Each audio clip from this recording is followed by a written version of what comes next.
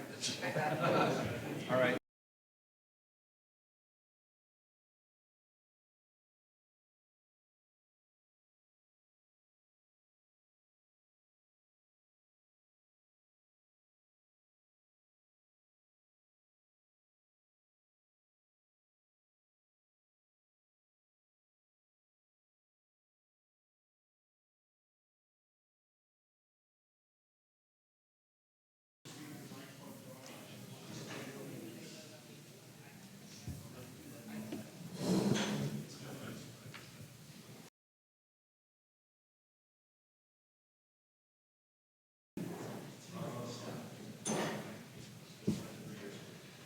Take Susie's name tag off. She's not going to be here. Rachel's down there.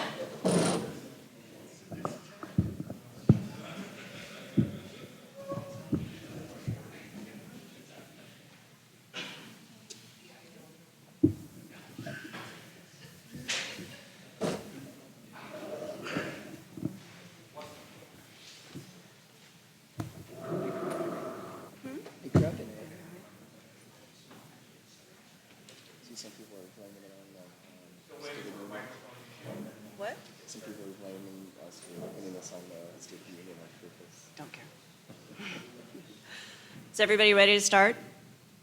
Okay. So my name is Molly Carmody. This is Joe. Yes. But this is a study session, and so I'll go ahead and open up the meeting as a study session. Go ahead. Welcome everybody, and then we'll turn it over to the task force for your presentation.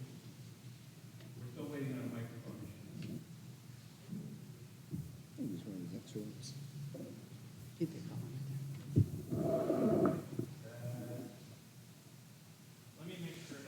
Hey, there we go. We're live in Yelm, Washington on February 4th, 2020. Don't forget to add the extra 20 for whatever reason. Can everybody hear this okay? Yep. All right, very good.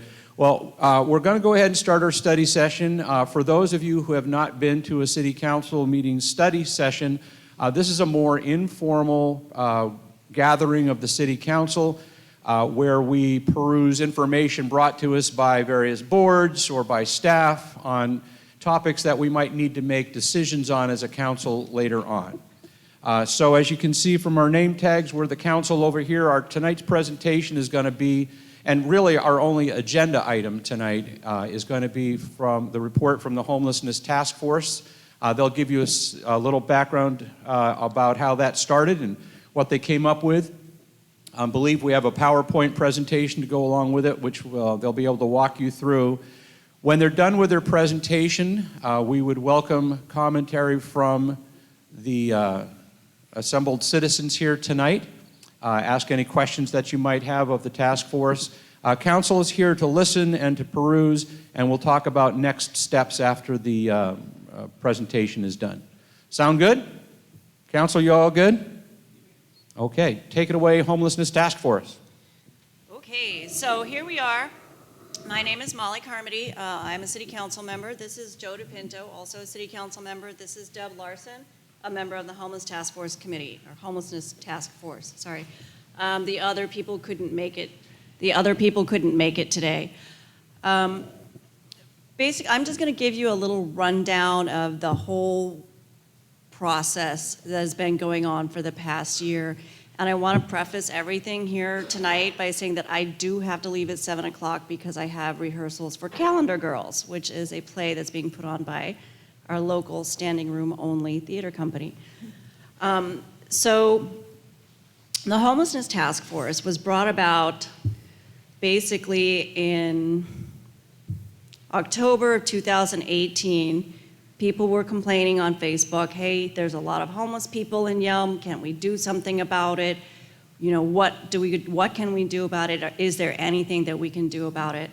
And so as a council member, I try to keep my ear to the ground to find out, you know, what are people talking about? What are things that concern people, that interest people? And so I talked to my fellow council members and we said, hey, you know what, there's a concern about homelessness in Yelm, whether it's a concern for their well-being or a concern for, you know, lessening the numbers of homelessness people in Yelm, but there is a concern. And so we all decided that because of this concern, we would start a task force that would last for a year. The task force was assigned with evaluating the services that are available here in Yelm for homeless, evaluating existing services that are provided by the county and by the state, and also by private organizations like churches or nonprofits, putting all of that information together, and then deciding, well, is this something that we should talk to council about? Should council be doing anything? Are there recommendations that council might consider taking on actions? So what we did was we came up with several different options for council to examine. We looked at every single one of those and said, well, this is going to cost time, it's going to cost money, it's going to cost effort, or this is not going to cost very much at all. And we looked at all of these different options and came up with a package of different options that we would like to put forward to council. Now, whether or not council decides that it wants to take action on that recommendation is completely up to council. This is just a recommendation from the task force itself. So, and Joe and I are only 2 members of the 7-person task force. So even though we're council members, we are still only 2 members of the 7-person council voting body. So even if Joe and I voted for all of the recommendations, there's still 5 other votes over there. So basically, what you guys, if you want to make comments, you're commenting to council today, to saying this is what we want, this is what we need in our community, this is how we feel that action should go forward. So basically what we did was we came up with this package and we presented it in September, I believe. September, October, somewhere around there last year. And we had several different listening sessions where the community came forward to us and said, we want this, we don't want this, we want this, we don't want this. We came away with a pretty solid consensus on what those citizens said that they wanted. Obviously, they were only, a small part of the Yelm citizenry. We saw at the vast majority, the largest meeting, there were probably about 250 people here, and that there's like 5,200 registered voters in Yelm, so it was a very small portion of the registered voters in Yelm. So their voices, while strong, do not represent all of Yelm, and that's what council is here to do. Council is here to represent all of Yelm, not just a minority. So with that being said, we still need to hear from people. We still would like to hear from people. We have a presentation here. We've presented our entire packet along with roughly, like a 20-page report to council that they have in their inboxes. I don't know if they've read them or not. And then we have a PowerPoint presentation tied in with this here today that will go over all of these options and the actual process for you guys. So, sound good? With that, Joe has the PowerPoint. I can't see it. I don't know what's on it. So I'm actually going to go back there so I can see what's going on the PowerPoint, okay? All right, so I'm just seeing the screen so I can go follow along with it. Again, my name is Joe DePeno. I'm the task force and a city council member. Just going to go through kind of the recommendations and the process and analysis that we've done. And this isn't a complete overview of the report that was given to the council, but that report is available on the city website, and you can take a look for it in its entirety. So we're going to go over the executive summary, existing services that we found to be available here in City of Yelm, as well as Thurston County and in the United States as well. Talk about the public input that was gathered from town hall meetings, or open meetings that the task force held, as well as emails that we received on the city council. And then lastly, well, not lastly, but proposed recommendations to the city council with a little more detail on what we're hoping to do, and then next steps. Let me change mics actually. Actually, I'll read over. Since it's not going to be viewed online right now, they don't have the PowerPoint up. It'll be available tomorrow on the website, but for their sake, I'm going to go ahead and read this out. Sorry, folks. On November 13th, 2018, the Yelm City Council passed resolution number 595, which created the Yelm Homelessness Task Force. The task force established to identify and analyze existing resources for the homeless, to identify overlaps or gaps in existing services, and to identify areas in which the city may use its resources to coordinate services for the homeless population of the city of Yelm. It was given a timeline of 1 year from when the first meeting convened in January of 2019. The Yelm City Council appropriated $2,500 to provide adequate resources to support their research analysis and final report, which none was spent on those endeavors. After meeting throughout the year, researching other municipalities' ordinances, interviewing the homeless in Yelm, meeting with nonprofits, relevant organizations throughout Yelm, and multiple open meetings with citizen feedback, the task force has developed this report that includes recommendations to the Yelm City Council regarding homelessness in Yelm and the surrounding communities. The recommendations that were agreed upon by the task force to be presented to the Yelm City Council are a monthly low-income clinic hosted by the city of Yelm at the Yelm Community Center, a permanent homelessness commission to increase law enforcement of Yelm regulations, review of the current city of Yelm code and ordinances, and to work with local nonprofits and services to coordinate efforts.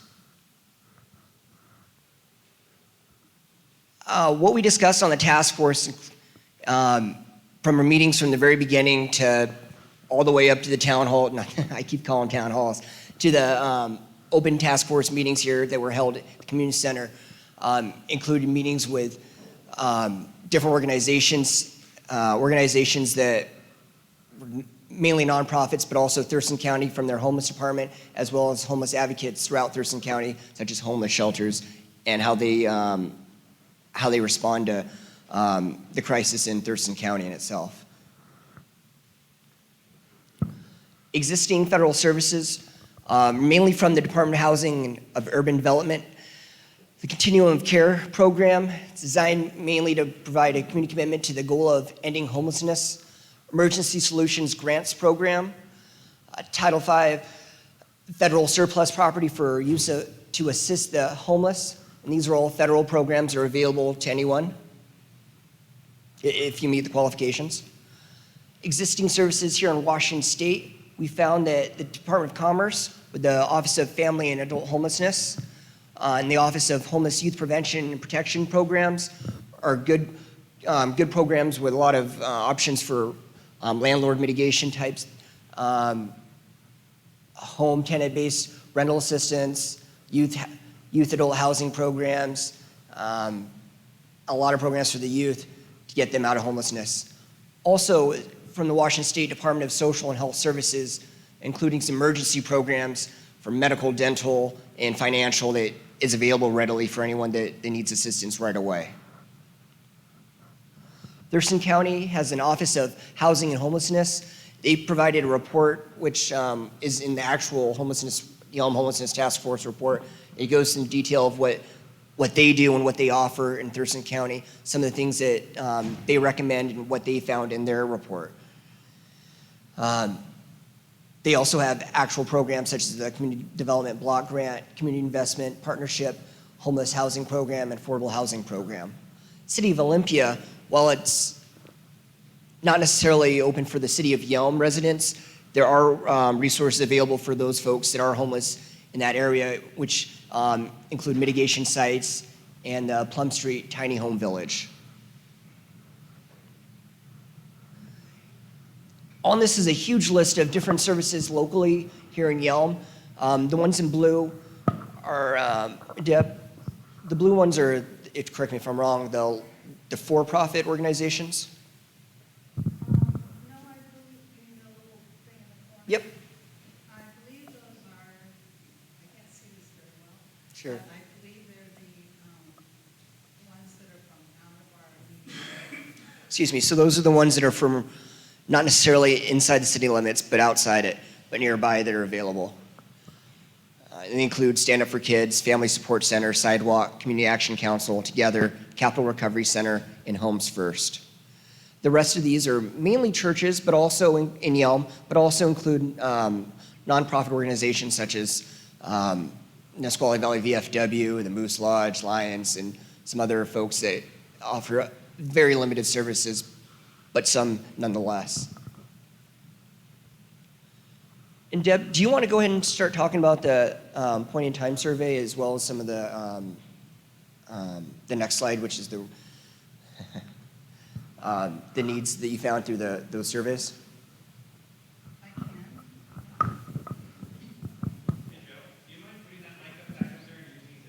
Yeah. This one here?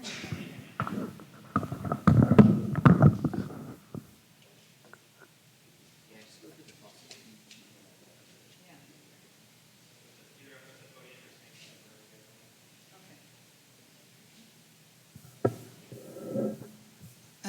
Am I speaking loud enough?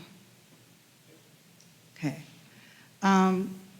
What was done in 2019 during the period of the task force was a survey of our local Yelm resource people. As Joe has just said, there was a lot of churches.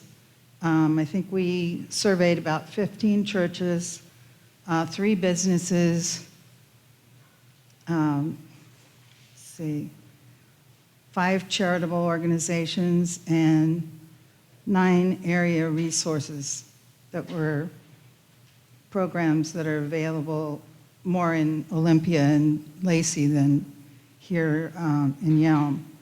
So we did about 33 total surveys, and it was just a process of talking to people on the phone, and we were primarily concerned with figuring out what they saw as the greatest needs for the homeless here in our area.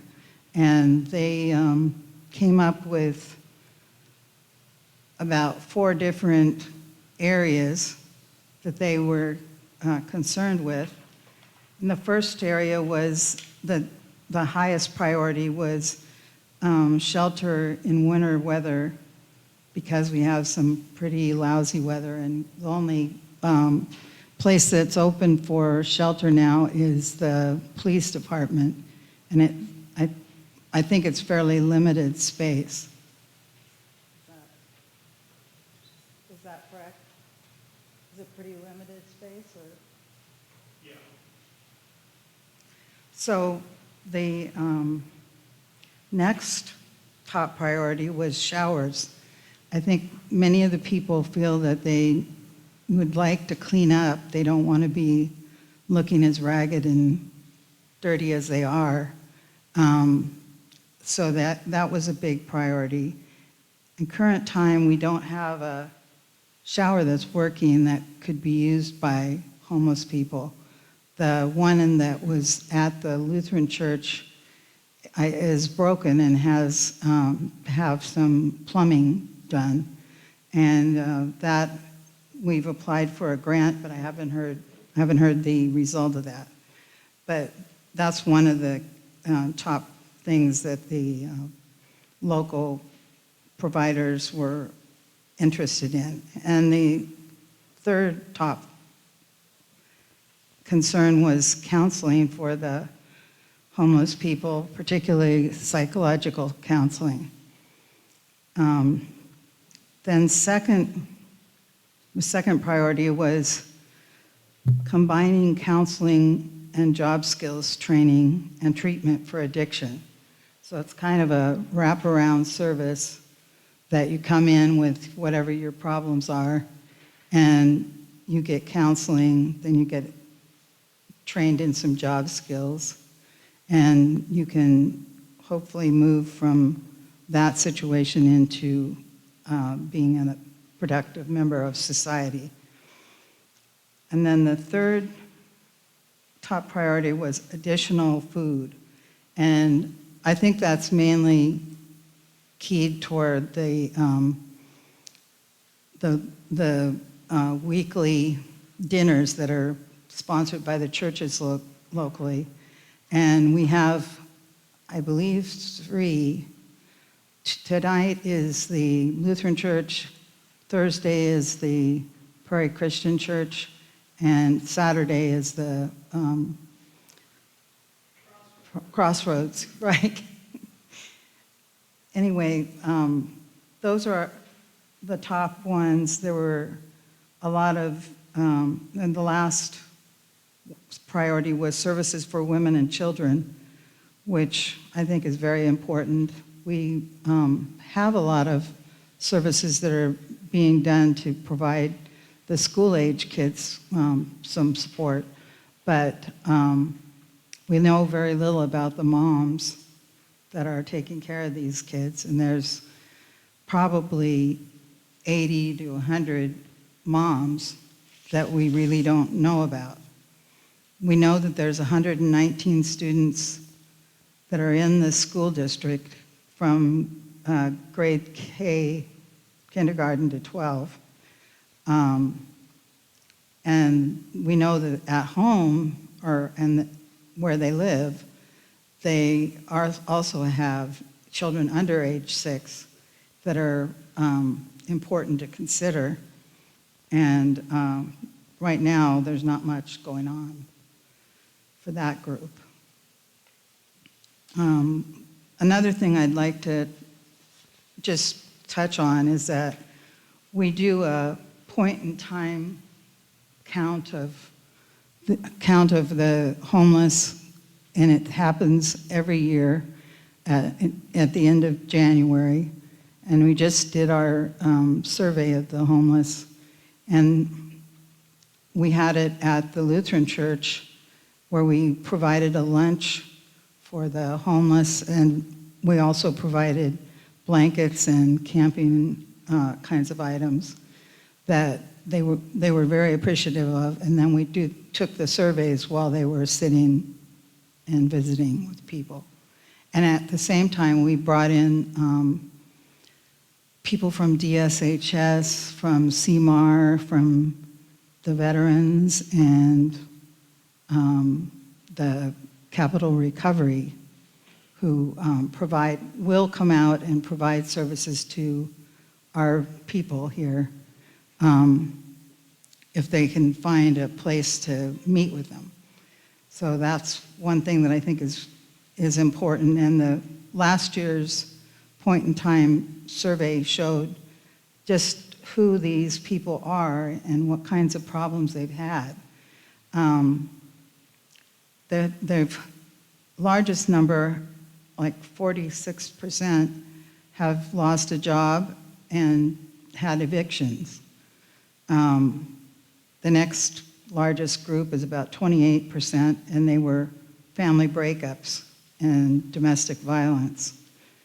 And then 21% had mental health and substance abuse problems.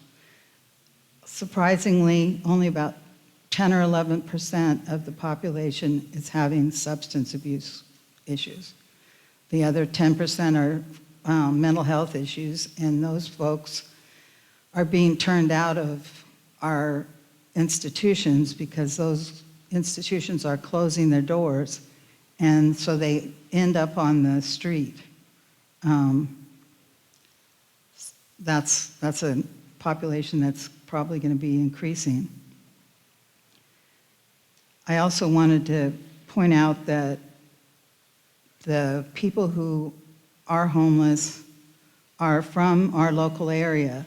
I was able to find that out by our 2020 PIT survey, the point-in-time survey we just did.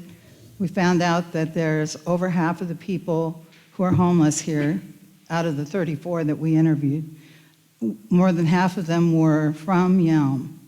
And then when you consider Rainier and Roy, there was 75% were from our area.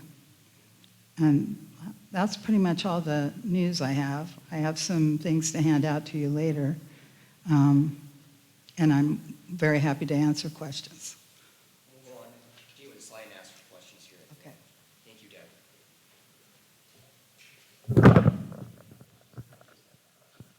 All right, so part of this whole process was public input, getting to know exactly what the constituents want and don't want.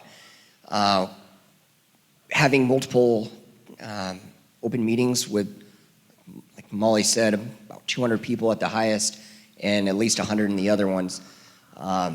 We got pretty good feedback. Granted, it wasn't entire this entire voting population here in Yelm, but it was more people than I ever saw in this community center, so it was a good turnout. One of the biggest things was folks wanted strict ordinances and for us to enforce the ones that we currently have on the books, something we heard over and over again. We heard a lot of folks connect homelessness, people that are homeless, with drugs and substance abuse. Wanted little to no money spent on, or taxpayer money spent on the homelessness issue. And lastly, folks wanted us to focus working with the private organizations that are already existing here in Yelm. So a few of these I wanted to read out to y'all. These were emails that I received, and I believe some of the council members as well. These came in across over the course of last year, and the vast majority of them were for limited services, and I'll go ahead and start reading some for the folks online. It's time to send these homeless away like Seattle did. Give them a bus ticket out of town and bring our farm community back. If little homes are on the books for you, you will be voted out. Sick of how our little town has become over the last 8 years. No more money greed. I propose instead of providing housing for this population, we provide avenues for assistance. Perhaps bus passes to nearby cities who have shelters in place, brochures to drug and alcohol programs, schedules for needle exchange programs, resources for local food bank, warm clothes drive, information on rehabilitation programs for those who are injured, outlets for behavioral health resources, information on job fairs or entry-level local positions available, etc. Therefore, my family votes no to a shelter/housing/camp for the homeless to come to Yelm or the surrounding area. And we also took opinions. A lot of these folks didn't necessarily live inside the city limits, but were part of our community. And I know it's a priority for a lot of the council members too, not just to hear from folks directly in the city limits, but also around that use our services, that pay taxes here, and should have a voice.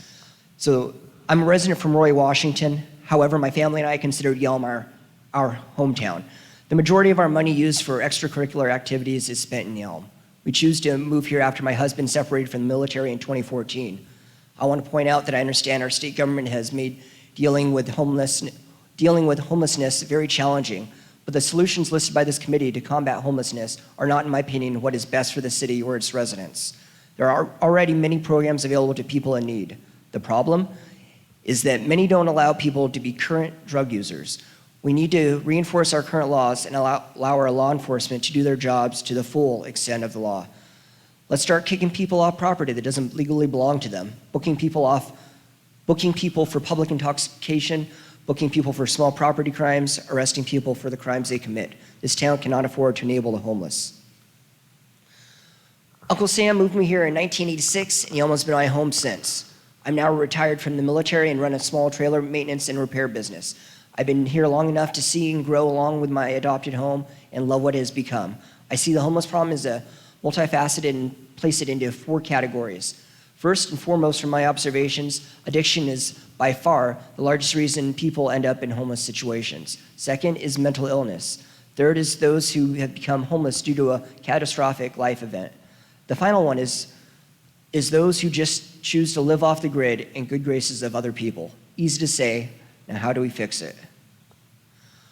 While this adult homeless issue is no doubt an issue needing to be spoke on, I feel the amount of young people that are living on the street has gotten to a point that if it isn't spoken of, then I fear the Yelm community truly has given up on its children. I think this last one. I'm not able to attend the public meeting, so I'm voicing my opinion regarding Yelm becoming a sanctuary city. I do not support this happening. I have spoken to many people in the area about this, and I have not heard one healthy reason for us to support this. I believe we should take care of the homeless that we have in the city, but Yelm is not equipped to handle more being brought in from other areas. It would ruin our city just like it has done to Olympia. I have spoken to several business owners in the Olympia area in the last 6 months. It is a catastrophe. Last one. While the adult homeless issue is no doubt an issue needing to be spoken on, I feel the amount of young people that are living in the street has gotten to a point that if it isn't spoken up, I feel the Yelm community has truly given up on its children. My bad. All right, now we'll move into the proposals that the task force has created and we'll recommend to the city council. Whether the city council decides to take action on it, do nothing on it, do more, it's up to them. But these are kind of our recommendations. And I'll go in through the process here at the very end. Number one is a monthly low-income clinic at the Yelm Community Center. It would be hosted by the city of Yelm and be designed to help our most vulnerable citizens with access to assistance. Citizens can speak with representatives and volunteers from different organizations such as DSHS, Thurston County Office of Housing and Homeless, drug counselors, and healthcare professionals to get the help that they need at a relatively cheap cost to the city, which would be the building itself here, given that time. It would be a donation such as we do for other organizations in Yelm. Next would be a permanent, yes? I just wanted to clarify for that last one, the low-income clinic would not.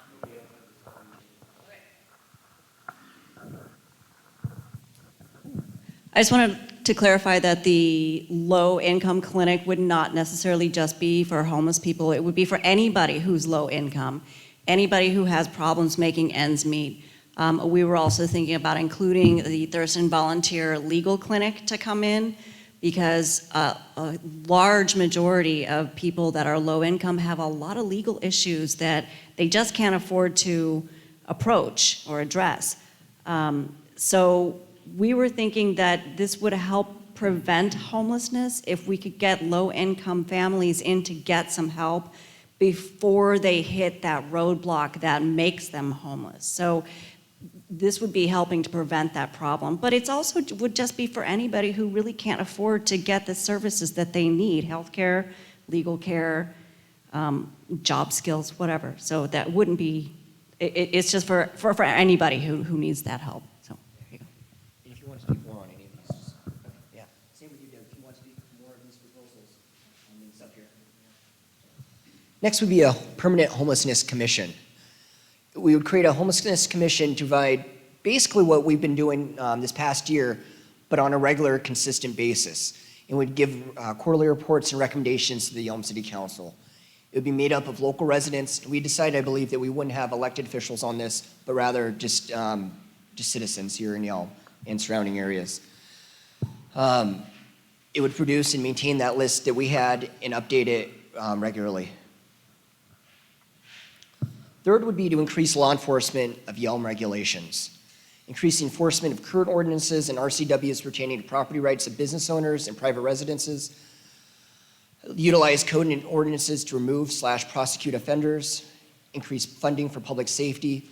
Build on current law enforcement partnerships with neighboring local governments, including Thurston County and Nisqually Tribe, to increase narcotics enforcement, such as a drug task force. Number 4 would be a review of our current City of Yelm code and ordinances. The goal of this would be to create humane regulations that don't infringe on constitutional rights of homeless individuals, but also to give more regulatory tools for the city officials to work with property owners and business owners. Lastly, it would require a city attorney to review ordinances pertaining to homelessness and property rights.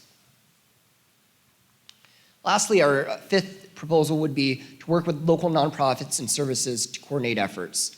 We'd increase the current existing partnerships that we have with nonprofits and churches here in Yelm and basically bolster what they've been doing, help them out.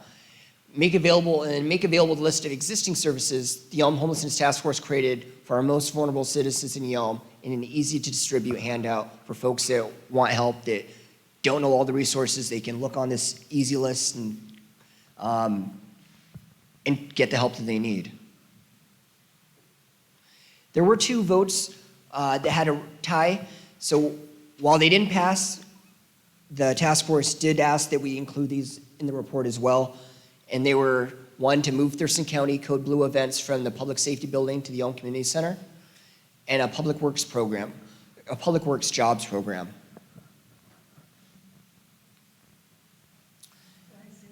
Yes, sure. The idea of the Public Works Job Program was, I believe, Susie LaFergie's idea, but what it involved was hiring 2 or 3 homeless people to assist with public works projects. And that would provide them with a little bit of income, and they would learn job skills that they could go on and use in their life and go into some kind of paid employment. I guess that's about it. That's what it is. And then the Code Blue events are basically when the county decides that the weather is bad enough, they call it Code Blue because it's dangerous to the health of the homeless.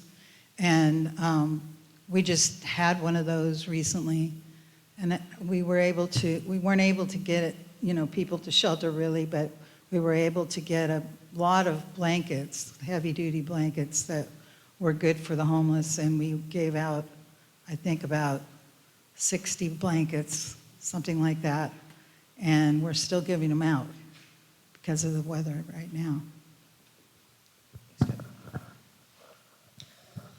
Next steps. So after this meeting here, we're still going to take more public comment here at this meeting. You can still comment online, send a message to the mayor, send a message to the council, attend our next city council meeting, say what's on your mind, say if you like these proposals, if you don't like the proposals, but be vocal about it, please, because we represent you and we need to know exactly what you feel. The process earlier was great through public comment. We heard a lot from what you all said. This is what we came up with, that we landed the ship on with these different proposals. Doesn't necessarily mean the city council is going to act on any of them, but this is what we recommended. After that, after we have all this public comment, city council is going to deliberate on what we want to put forward as a whole here. This might happen at our council retreat, might happen at a next council meeting if we talk about a certain proposal. If an individual council member likes something, they can run with it and they can go through our process that we set up. And that includes going through our subcommittee process, starting out with our general committee and working our way up to different committees such as public works or to finance or whatever relevant subcommittee, and then go into a study session, chatting about it more there openly, and then having multiple public meetings on it before it happens. And then at that point, at the very end, after multiple open meetings, we would have actual vote on it, and at that point, we would either become into law or not. And that's the slide. That's the end of the presentation. Mayor, would you like to take over for questions and run the rest? Yeah, hold the mic, Joe. That's working. So since I can't really see the council very well, why don't we follow our normal procedure, start down at James's end, and ask each council member if they have a question. If there's a second question that comes onto that question, they'll raise their hand and you can kind of follow the discussion that way. Sure. All right. And council members, if you want me to go back to a certain slide, just let me know.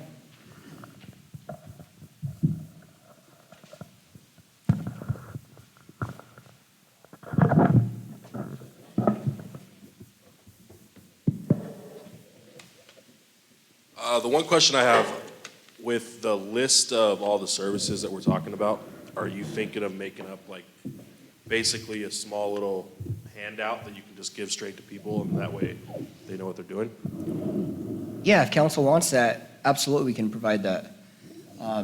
It was one of the recommendations on there, and yeah, however council wants to act, we can absolutely do that. So I'll only jump in when I hear something that needs comment on, and the thing that Councilmember Blair is talking about already exists in several forms and is available as a pamphlet that the police department hands out, City Hall hands out, our police officers all have copies. Every service that's available to community members in and around Yelm or Thurston County are in that book, and we push that and make sure that they know that those services are available. And I believe, and correct me if I'm wrong, Councilmember Blair, but you wanted also the federal, state that are on there, and I don't believe the city of Yelm has those programs listed out that we talked about. I could be wrong. If I'm understanding right, I'm assuming the federal ones are probably something like a city would organize and then apply for grant money? Not necessarily. Some of the Or that's something an individual can Yeah, so some of those are individual ones. Some include ones that the county can apply for, grant-wise, but some are absolutely individual as well. I mean, if that information isn't there, then I would assume we would add it. Thank you. Actually, I have quite a few questions, so we'll just start at the top. Deborah, if I could, do you know the number of people who attended that Lutheran church thing you guys had where you handed out blankets? I didn't hear a number, I heard Yes, percentages. we had about 40 people there because, and we had about 12 surveyors that were there. So there was quite a good attendance, and we had 34 survey responses that we were able to get. Okay. And those are now with the county. They're doing their counts and their analysis. And you said of that 34, not all of them were Yelm residents, correct? Only, or Yelm homeless, correct? Yeah, but about 3/4 of them are from Yelm or are close neighbors like Rainier and Roy and McKenna. Okay, so somewhere around 8 to 7 of them then, for number-wise? I can't give you, it would be around that. Okay, thank you. I wouldn't be specific because I don't have it in That's front of me. fine. Councilmember DePinto, in your report, nowhere in here could I find a number of homeless that you guys surveyed in Yelm or how many we had in Yelm. Do you know the number of homeless in Yelm? Just from the pit survey, and I believe it's in the slide, but I can update, get you those numbers though. So we don't have an, or is there a number or do we not know? Not off the top of my head, let me see here, I think it was in the pit survey. It was. Can I help? Yeah, go for it, Debbie. Last year, we counted 35 homeless here in Yelm that had surveys. And this year, the number of surveys we turned in were 34. So we know that number. There also are a lot of homeless women and children who are counted by the school district because they have to meet a different standard. They're when considered you- transient though, than the correct? pit, which Yeah. is point-in-time survey. No, the homeless children at school are considered transient that you're talking about, correct? Where they might be living in a car or moving from a home to a home or not living in the home, but with somebody else in their home, correct? Couch surfing. Most of the ones in the school district, they do count the people who are couch surfing, which means that they are moving from place to place and staying with another family. And that's the difference between the point-in-time survey, which wouldn't count those individuals. Okay, thank you. But we would count people who are living in cars and that type of thing. Correct. Did you have something to add? Okay. Next question. Nowhere in any of these recommendations, and this was the one thing I was kind of worried about, there's no cost of how much it could cost the city in any like general estimate at all. And I would love to be able to look at these and go, yeah, this is a good recommendation. I want to run with this or do something, but I have no idea how much any of these cost or how much they're expected to cost. Do you have those numbers? Did you guys research those numbers? No, with the resource we had in zero staffing, we weren't able to get those numbers. I'll save my other questions so other council members can ask when they're done. So a couple of quick things that I noticed in here.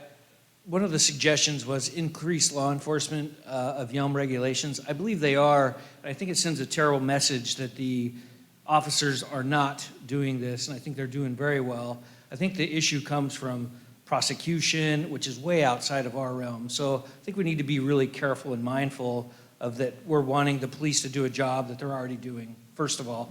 Second of all, I've voiced this before, and I don't think that the public money should be spent on these kinds of things. And a good example of how this goes south really quickly is there was a $2,500 amount set for the task force, and I've heard it touted that there was no money spent, and then last Tuesday, there was $7,500 of taxpayer money spent. That's exactly how this trend seems to go in other cities and other areas whenever we're involved with this. This is definitely not a government issue, it's a societal issue, so we really are not equipped to add any of these services. That's just my take on it, and it gets very expensive very quick.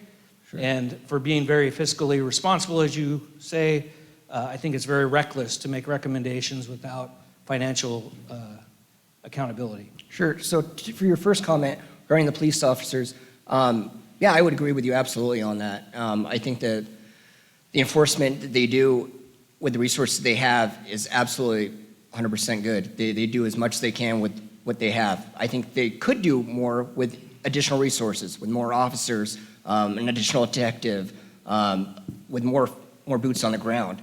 So it's nothing to say that they're not providing absolutely the best law enforcement they can. They're doing an absolutely good job on here, and I don't want to discredit the police at all for that. And again, these are recommendations from the entire task force, not just my own personal review. In your second point regarding the cost of the task force here, I want to be very clear and on the record that I was unaware of any spending. There's zero communication between who's ever spending that money and myself. When we had the first meeting here, I bought the donuts out of my own money. I didn't ask for reimbursement. I bought those snacks in my own pocket. So it's not me being fiscally not conservative. I am. As far as the actual proclamation, the resolution that we passed, it specifically stated that it was for reporting purposes and for the creation of that report, that money, that $2,500 to be spent for. Any allocation outside of that, I have no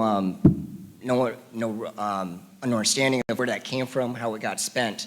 I have no access to a checkbook. I haven't spent a penny from my perspective here on the Homelessness Task Force.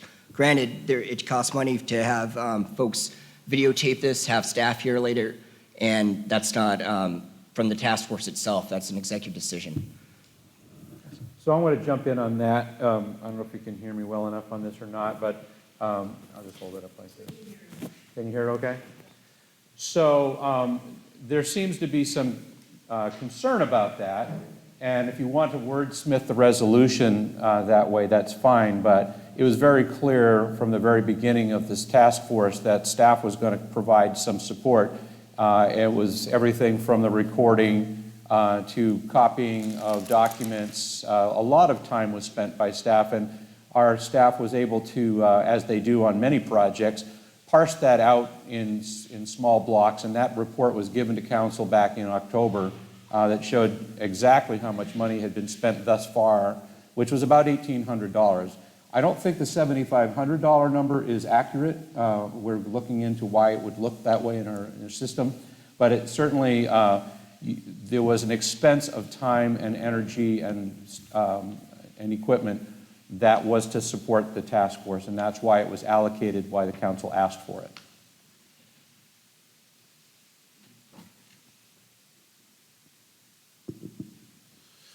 I believe, excuse me, I believe we heard a lot of information today that a lot of us have heard several times over and over, which I think the overwhelming reality is there's a lot of resources available for homeless folks. Whether or not folks are willing to do what it takes to acquire these is frankly my primary question. I think the majority of the problem we see with the folks that aren't that don't get the resources or have access to the resources choose to use drugs instead. I honestly believe it's that simple. I think that I was fortunate enough to come to a couple of the homelessness task force meetings where the community showed out I mean, anybody who was here saw how many people came out and made it very clear. I mean, I was here, I can speak for me, it was very clear to me where my community stands on this issue. And I mean, that's really all I have to say about this. I hear you folks, I'm on your team on this, so we'll just move forward from here. Yeah, thank you, Councilmember Wood. I would agree with a lot of your comments there. I think it was pretty well known that, and as you can see some of the comments in the PowerPoint that suggest that you're accurate in your, how you perceive your constituents. And again, I'm just one member on the task force, putting what the task force agreed upon to presenting to the council. So thank you, Cody, for asking all my questions. Gosh. But basically, Deb, firstly, thank you all for your hard work on this task force. I'm sure it wasn't an easy job. And you talked a lot about percentages of people, but I was looking for what Cody asked, the exact numbers. So if I understand it, we've got about 119 students that couch surf, and we've got about 34 actual homeless people. Is that correct? We counted in the PIT survey, yeah, that we counted. And if I talk to Chief Stansel, he gave me a number under 10 for maybe people living on the edge. But my question is, these 34 people, they were in the room with you here and you could talk to them, right? That's right. Okay, so would it be beneficial to maybe ask these people directly if they use any of the services that are available to them? And if they don't use them, why don't they use them? And maybe something like maybe a couple of them could help us by agreeing to meet monthly and checking in with us and saying, yes, we did this and we did that and it helped us or not. Because according to the paper from last year, we had 31 point in time homeless people, and this year we have 34. So this number is not really increasing, but maybe if we did this with individuals, by next year we could say, well, oh, now there's only 15 people in this situation. So could we work with these people one-on-one and ask for their cooperation? Well, I think that's exactly what's required. They need some guidance because there are resources available. They just don't know how to get through the system. And I have to admit that it was hard for me to understand how the whole system works because it's kind of complicated. I think now the key is to do something that's called a vulnerability index, where you actually assess the person to see if they have medical needs, if they're disabled or are elderly. And if they meet those kind of criteria, the more of that they have going on, the higher their priority is to get them into housing. So obviously the 34 people that were here were willing to get help. Right. Willing and wanting, and I think Right. that's great and really important. And I'm pleasantly surprised to hear that only 10% were actually having drug problems. Well, now I want to straighten out that number, okay? Because that is not, I did not analyze our current data for that. The county is going to do that analysis.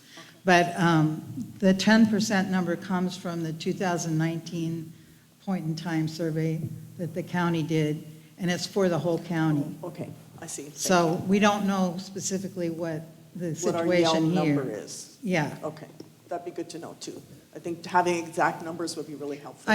I plan to work with Faith Adicott, who's the point-in-time coordinator, and she's going to help me do some further analysis of the Yelm data.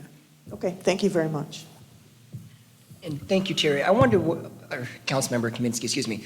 I wanted to also point out, thank you for thanking us. I wanted to also thank Deb as well as the rest of the task force members. This hasn't been an easy job or a fun job to take on here. I'm an elected, and so is Molly Carmody, but none of the other task members are. And it's they dealt with a lot. They put up with a lot through public comment, through all the work and research they had to do, a lot of time spent on it, a lot of money spent on from their own pockets. So I do want to say thank you. Thank you for Deb for being the only one here. It was a lot of work and a lot of effort, a lot of hours, and they should be appreciated for doing that. And whether or not they actually, you agree with their stances or positions on it, I appreciate you acknowledging the work that they did on it, so thank you. And I'd like to just comment that Susie Laferke has been one of the prime movers since 2017. She started doing the point-in-time survey for Yelm. And before that, I don't think we had anything. And basically, we weren't getting our share of the resources from the county. And I think we're starting to get some of that now. Any other questions from council? Am I surprised, Cody? Go ahead.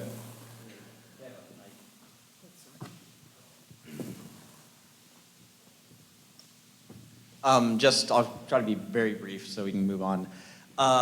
One other question I had about the other ordinances in cities and places you had located. There are 4 ordinances here, one for enforcement of camping, one for unlawful camping, one for emergency housing facility, and one for state of public health. Were you able to find an ordinance that dealt with any of your recommendations?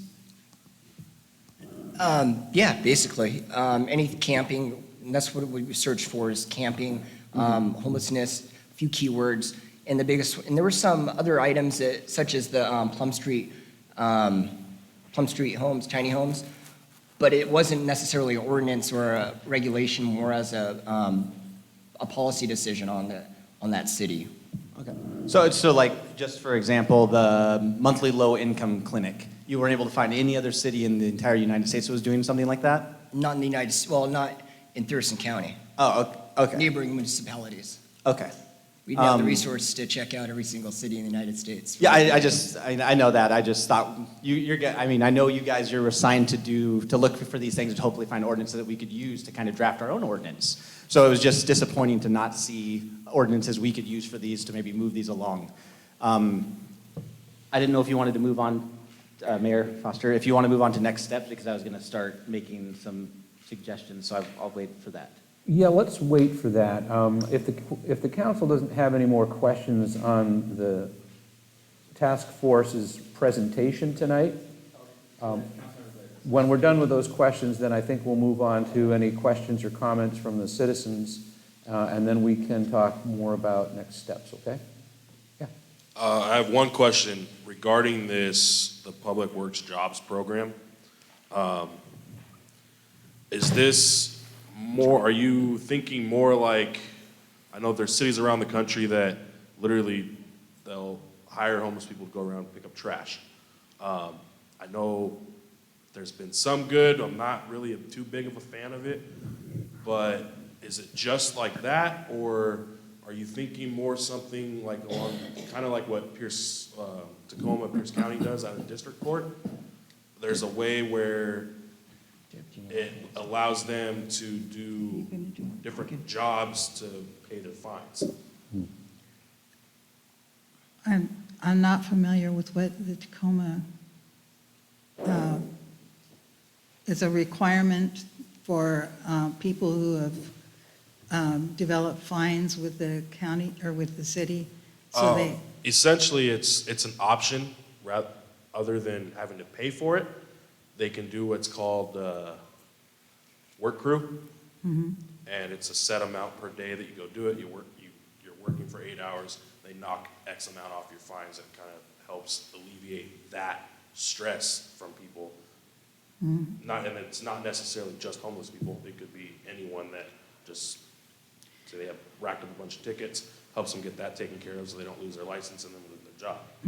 Is that more what you guys are thinking, or are you thinking more like hiring people to pick up trash and just giving them money for that? Well, I think that we're at a very formative stage in terms of this, but I think it could be anything from picking up trash to actually working on some projects that the Public Works is doing, if it's manual labor type of work, something that's not too skilled.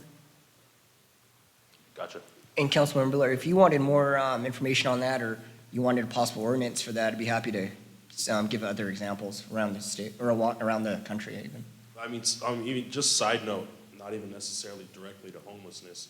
That's something I would like us to talk about. Something like that.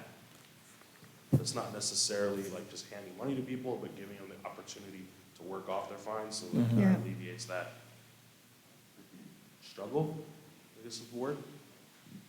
But I think that's for another time. Yeah, hold on. That's something that actually our courts and our public works have been talking about and working with the union as far as getting that exact situation in play for us as far as folks with community service, because presently we have no outlet for that, and it seems like the conversation's already taking place. Good idea.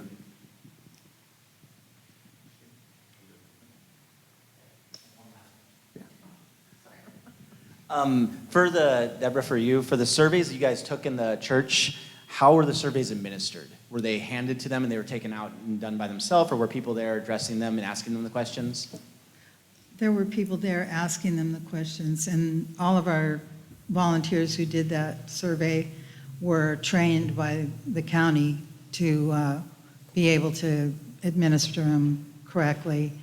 And we had a lot of rules about what information we would collect. For instance, if it was a situation where the person was fleeing domestic violence, then we didn't collect their name or some of the particular data that you would normally get, just to keep their data very confidential.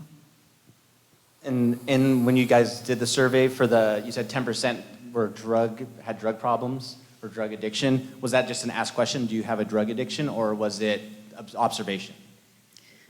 No, it was a direct question, and there were a couple of questions that got at that. And one was, what factors do you think contributed to your becoming homeless? And people were straightforward about giving that answer, the addiction or alcohol abuse. Mm-hmm. Thank you. You sure? Thank you for the questions, Council. So don't go away. We'll be right back. So we have a fairly small representation from the community here tonight, but thank you for your patience and for coming out on a night when there might have been something else on TV that you'd like to watch. Hopefully your DVR recorded it so you can catch it later. But this would be a great opportunity for any of you here to ask questions, particularly of the Homelessness Task Force representatives on their report, but you could also ask council questions or the mayor if you'd like. Or comments on what Here you we like, go. don't like about it? There's always got to be that one first guy. Thank you. Come on up. Break the ice. My name's Paul Reardon. Some of you know me. I was curious that I did not see the point-in-time survey data in the report. Did I miss that? Or if it's not in there, it ought to be? I think Deb can talk to that. Sure. No, it wasn't put in the actual report, but we can put an addendum and add it to it, though. I think that would be useful. To follow up on Councilmember Kaminsky's questions about population, I think if the council does go ahead with the low-income workshop, low-income, you know what I mean? Sure, community center? Then I think it's imperative that the city then continue to keep up with that census data on especially the children who are couching or even living in tents, so that we can see whether that program actually works over the long term. If I may, of those proposals, would that be the one that you would support, or? I have not, I think of the five, that would be the first one that I would support. I'm not so sure about the others yet. Fair enough, thank you. Thank you.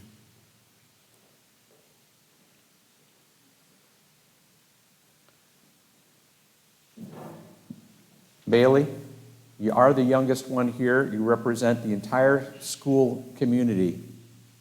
I'll give you extra credit with Mrs. Wasson-Carey if you ask a question. Nothing? Thanks for coming out, though. And again, for those viewing us online, you can go ahead and submit a question or comment to the council or the mayor through the website, and I hope you do that. Here we go. I'm Lupe Mahey from St. Columban Catholic Church. Mm-hmm. I volunteer for St. Vincent de Paul, and we probably handle 10 to 20 cases a week, helping the homeless, the low income. And so I was really glad to see that they want to combine and help us with the low-income homeless. We do everything from feeding them, giving them firewood, putting them up at the Prairie Hotel for showering, cleaning up. And we're working now with Crossroads, Emmanuel Lutheran, Yelm Prairie, and combining to see what all of us are doing, because we don't know what the left hand is doing, and the right hand. So I was really glad to see that you guys want to help the church, because we are out there in the streets handing out MREs, cup of soups, and the Catholic Church is now open 6 to 8, Monday through Thursday, giving out coats, socks, gloves, sweaters, pants, undergarments, free. We don't ask questions. We give them water, a cup of soup, and whatever they want to take. We do take numbers. We already have helped about 130 different folks, so I'm glad that the city is willing to help this problem that we have in our community. And it is a problem, and we need to get together and solve it, because it's not going away. It's going to keep staying here. So I hope we don't close the doors on them. I hope that we have an open heart to resources and money, because we run out of money every month trying to help these folks. So thank you for addressing it and taking the time. Yeah, thank you for your comments, and thank you for the work that you do as well. From the folks that I've heard from, that's kind of the most popular proposal that we had, was to enhance our relationships with churches and nonprofits here locally. So my name is Holly, and on that note, you had, excuse me, I'm getting over a cold, on your list of resources, the slide that we really couldn't read, that was hard to read. I think you had Mother to Many on there? Yes. Okay, and I'm not sure if council is aware, or if you're aware that Mother to Many is no longer in Yelm right now because of the homeless problem that we were having. So just, I'm not sure if anybody was aware, I know Chief Council was aware of that. And I'm not speaking for the ministry, but I was out there at the skate park working with her every Tuesday, and we had to shut it down. We're hoping to start it back up. And for those that don't know, it's really to help the youth, and that's when he mentioned the youth.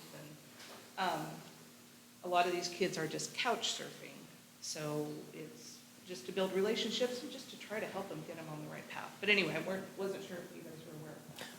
I don't believe we'll update that then. Okay. Thank you, Holly. And the only other thing I wanted to say was when you were talking about the police and them doing everything they're doing, they are, but I went to court for 2 days just to see the judicial system, and yeah, so, wow. It's just, everybody that was in there was just let off. So unfortunately, it's, yeah, so that was it. Thank you for the comments.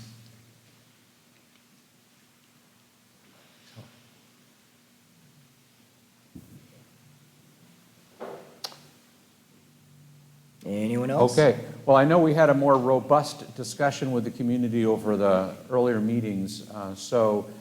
Council, you've heard quite a bit tonight, and are there any other questions or discussion you want to have about this before we move on to the next agenda item, which is nothing, except council report? Yes, Councilmember. Same data. Are we going to discuss next steps? Because I know this is slated to vote on in our next council meeting currently. And as of now, just with the recommendations, although they're nice, there's no meat to them. I can't make a vote on one of these because there's no cost, there's no city use, there's no staff time involved. I cannot take a vote on these next week under the current circumstances. So I'm just wondering what are we going to do at this point? Because I don't think any council member would want to vote on something that doesn't have a cost attached or staff time attached to it, because that's just free money check right there. Well, let's ask the task force what it is their expectations would be for the recommendations that they've provided for council. Yeah, I would have to agree with the Councilmember Cole on this. I don't believe these are ready to be voted upon as a action item. but I do believe they are ready for more study session discussions or individual discussions as council members want or don't want certain items on there, don't want to explore certain items. This was just a recommendation by the task force. I don't believe, at least in my interpretation of the resolution passed, it, we weren't supposed to pass or have ready an ordinance that would be ready for the council to vote on, but rather proposals and recommendations that you could explore further in study sessions and public comment and other avenues. Do you have a comment on that, Chris? So I agree, maybe you guys weren't supposed to bring full-on recommendations we could vote on, but there's nothing here substance-wise. Like there's no ordinances I can compare it to, there's no research done, whereas, I know that we've created the homeless task force to kind of do that legwork for us. And that's why we had that subcommittee, so you guys could do the research and I could come here and go, oh, sweet, here's an ordinance from Olympia that I could look at, or an ordinance from Spokane that I could look at, and I just don't see that. And that's what I would love to have that, and if we need to create something or do something so we can have someone do that research, that would help me be able to actually think about these action items or think about these as actual action items.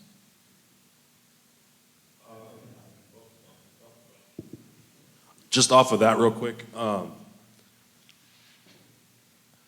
most of the ordinances and what a lot of other cities have been doing are complete and utter failures. I think what we want to be looking at is more creating something new that we as a group are going to come to a consensus on. Like for instance, this monthly, I don't know if we clinic, low-income clinic. So far, what I've seen is that's what's going to get the most support right now, and that's what we should probably work on and just have more talks about how to develop that. But we're not going to see that in any other ordinances or anything else. Other ordinances you're going to see are setting up tent camps and needle exchanges and all this craziness, whereas I think what we're trying to do and what everyone here wants to do is try to find something that's actually going to help people get out of the situation they're in and not just kind of kick the can down the road and enable things. I think we have a response from Deb. I would like to at least tell you a little bit about what we did last, a week ago, or just a little over a week ago. We had the meeting with the homeless people in the Lutheran Church, and we served them lunch as well as providing them with some resource people from Department of Social and Health Services, the veterans, and so on, so that they could actually talk to these people and get some information about what might be available to them and get signed up. So that worked quite well. We didn't get quite as much action because there was too much going on there. But I think that's the kind of thing that we're thinking of with this clinic, and it seemed to work quite well. People were happy to, it's bringing the resources to the people here in Yelm rather than making them go to Olympia to get the resources. And the company, the different organizations and state services want to provide outreach to our people here. And some of that is already happening. And I also wanted to add, first of all, I appreciate the comments by Councilmember Colt. I get what you want. You want something that's cooked and ready to go for you to take action on. I would love that too, but I don't believe this task force is going to be able to provide that. The task force that Thurston County did, I think they created a report that, and as you can see in the report, it's much more detailed, has specific recommendations on there with a lot more, as you said, substance to back it up. But they also had a paid staffer to do that. Besides Molly and myself, everyone else is just volunteers. To put that time and commitment to do what you're asking, I would recommend hiring, and I don't think this is what folks would want, but I think you'd have to hire someone to go actually create these more detailed reports that you're suggesting with all these RCWs that we could just motion and actually vote upon. What we're doing is, like Councilmember Blair was saying, is create some different ideas that we thought would be effective, and they're not, we don't have an attorney that's reviewing these and seeing if it would fit our ordinances or if we could do it. But these are just some ideas that we thought that would help out and be fairly cost effective too. So this is my 2 cents on it.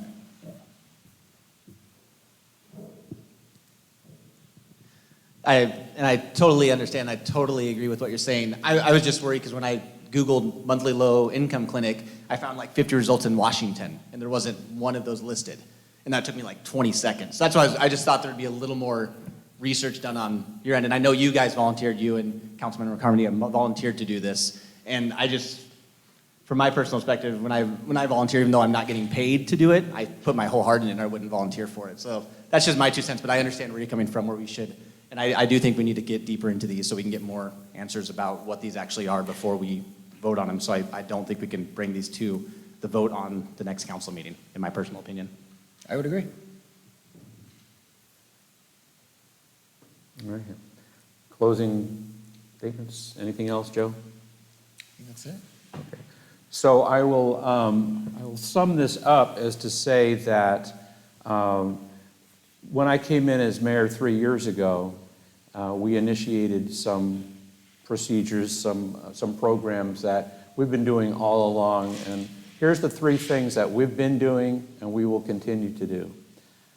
We will reach out and rescue people from immediate peril wherever we find that. If they're too hot, they're too cold, they're hungry, they're unclothed, we have immediate resources available through us, through the churches, through a lot of different organizations in town here. We have the Together group in the schools. We have the Rotary providing food services throughout the summer. We know how to take care of people's immediate needs, and we've been doing that. Our law enforcement officers make contact with these folks on a daily basis, and many of them are on a first-name basis with some of these folks. And we do offer services, and we do protect them from immediate peril. The second thing we do is make those connections. We used to give them free bus passes. Now we don't have to because Intercity Transit provides free bus service. We know where all these connections are, and we connect people to the services as quickly as we can. We can't replicate the services that the more dense urban communities can. They understand that's their obligation as the big sister city, and they do those things. But we connect them. And thirdly, and perhaps most importantly to some of the comments that we've heard, we hold people accountable to the laws of our city. We are strict about that. We have no camping ordinances. We have no aggressive panhandling ordinances. We have no trespassing ordinances. And our police officers, again, are very skilled at holding people accountable. The corollary to that, unfortunately, and this was also mentioned, is that for every arrest we make, we have a detective who has to process the case, a court system that has to prosecute and defend the indigent person who can't afford their own legal help.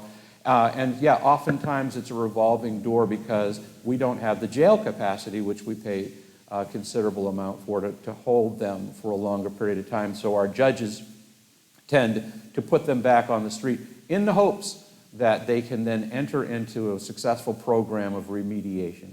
We do have local opportunities for people to enter into if they will take advantage of them. We're going to continue to do all of those things.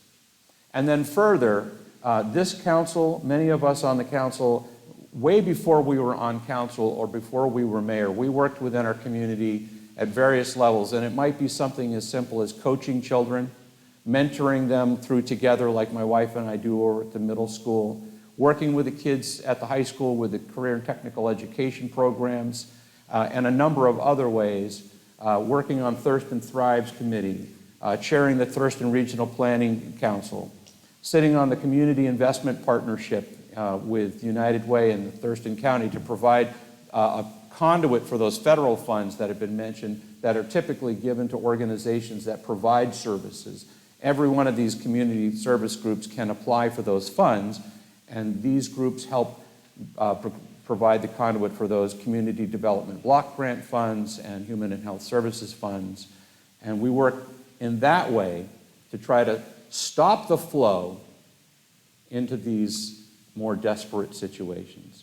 So we're going to continue to do that. And what I think the council expects to see from the continuation of the homelessness task force would be more fleshed out concepts that have the backing of successful programs elsewhere, come with more meat on their bones about how what this is going to cost the city, and most importantly, what the effectiveness of that program is going to be. Because if you can't prove it's effective, you shouldn't be doing it. And there has to be a measurement that you take of these programs. Otherwise, it's just a good idea that costs money and then sometimes goes badly.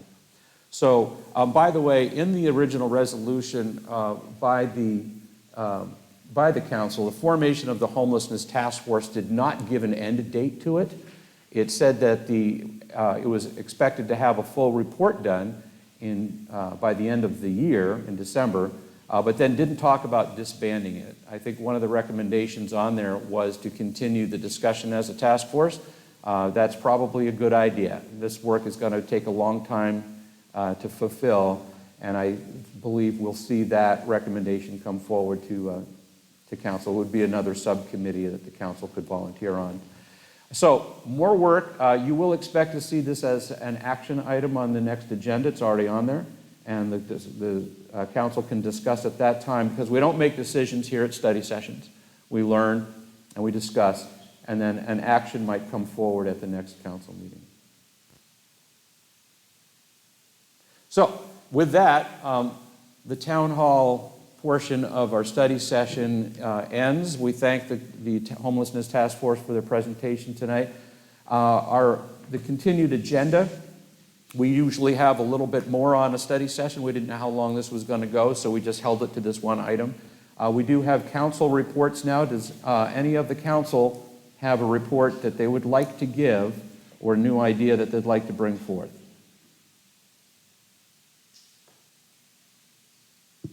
I just want to remind council and mayor that for study sessions, it's council member initiatives, not a full report. Correct. So it should just be any initiatives council members want to address. Correct. Something new. I have no initiatives. Well, thanks for that clarification then. You have, Cody, I disagree. You have plenty of initiative. Councilmember Wood? I have no initiative. Okay. Anything else?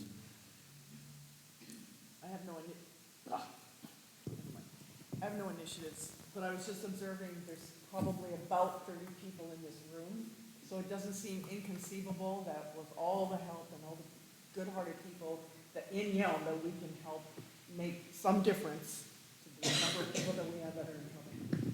That's my issue. Okay. And typically the mayor would close with... I still have a... Oh, I'm as a sorry. council member. You're over there. What would you like? My only initiative is continue on the mailbox, secure mailbox program, which I believe we're going to talk in Public Works next month. All right, very good. One last thing from me is, as the mayor's initiative would be, we talked just a moment ago about how we can work in our community to make our community better. We do that by supporting those organizations that help our students, help our youth make better lives. You do that by supporting the schools. You do that... Point of order, Mayor. We can't campaign here. I mean, you're wearing a campaign button, I get that, but we can't, this isn't for that. Your point of order is taken and ignored. The fact of the matter is that we have an opportunity here in a study session setting to advocate for things that do great work in our community. I'm not saying to vote yes or no. I'm saying that you support your schools. Isn't that what I just said? And you can make up your own mind how you support those schools. We understood that there was a problem with our court system.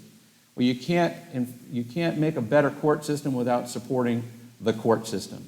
And so when you see an issue come up where you have an opportunity to support those, think about that as well. We have to build our own future. And with that, unless there's any closing comments, Cody, we don't usually do it, but just for kicks, you want to? You want to? All right. Thank you, everybody, for coming, and thank you especially to staff for your support tonight.